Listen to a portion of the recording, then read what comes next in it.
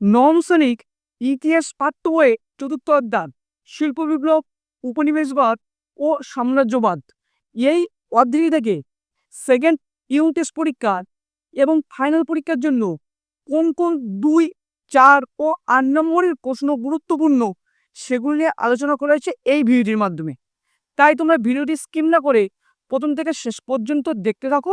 আর এইসব প্রশ্নগুলোর মধ্যে থেকে যদি তোমাদের কোনো প্রশ্নের উত্তর অজানা থাকে তাহলে আমাকে কমেন্ট করে জানিও।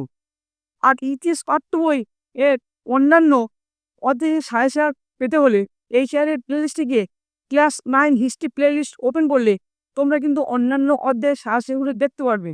আজকের আলোচনা শুরু করছি তোমাদের সাথে।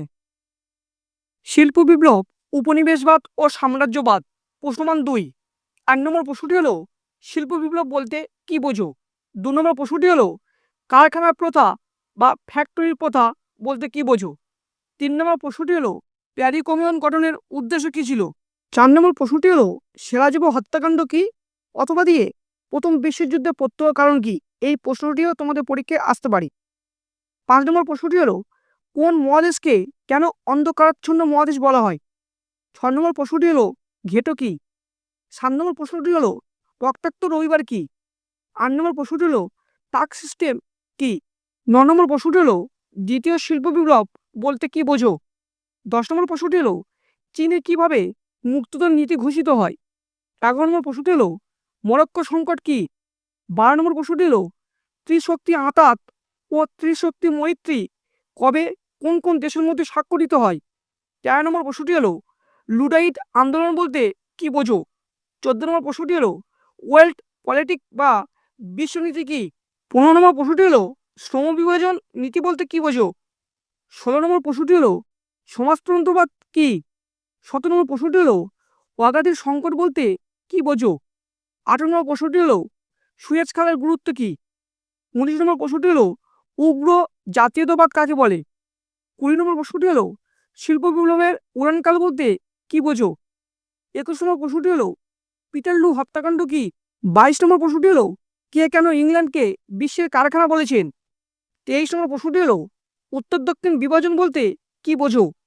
24 নম্বর প্রশ্নটি হলো কার্ল মার্কস কেন বিখ্যাত? 25 নম্বর প্রশ্নটি হলো জনগণের সনদ কি? এখন আমরা প্রশ্নমান 4 নিয়ে আলোচনা করব। 1 নম্বর প্রশ্নটি হলো ভারত ব্রিটিশ সাম্রাজ্যের রত্ন এই উক্তির যথার্থ বিচার করো। 2 নম্বর প্রশ্নটি হলো শিল্প বিপ্লবের অর্থনৈতিক ও রাজনৈতিক ফলাফল বা প্রভাব সংক্ষেপে লেখো। এই প্রশ্নটি তোমাদের 8 নম্বরে আসতে পারে। 3 নম্বর প্রশ্নটি হলো টিকা লেখো প্যারি কমিউন।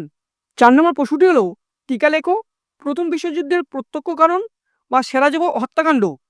5 নম্বর প্রশ্নটি হলো আফ্রিকার ব্যবচ্ছেদের প্রেক্ষাপট লেখো। 6 নম্বর প্রশ্নটি হলো টিকা লেখো ত্রিশক্তি মৈত্রী ও ত্রিশক্তি আঁতাত।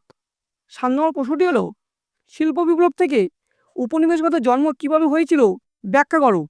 8 নম্বর প্রশ্নটি হলো চীন ব্যবচ্ছেদ বর্ণনা করো। 9 নম্বর প্রশ্নটি হলো টিকা লেখো টেলিগ্রাফ ব্যবস্থা। এখন আমরা প্রশ্নমান 8 নিয়ে আলোচনা করব। 1 নম্বর প্রশ্নটি হলো প্রথম বিশ্বযুদ্ধের কারণগুলি আলোচনা করো। 2 নম্বর প্রশ্নটি হলো ইংল্যান্ডের সর্বপ্রথম শিল্প বিপ্লবের কারণগুলি উল্লেখ করো। 3 নম্বর প্রশ্নটি হলো বলকান অঞ্চলের জাতীয়তাবাদের পরিচয় দাও, এর ফলাফল লেখো। 4+4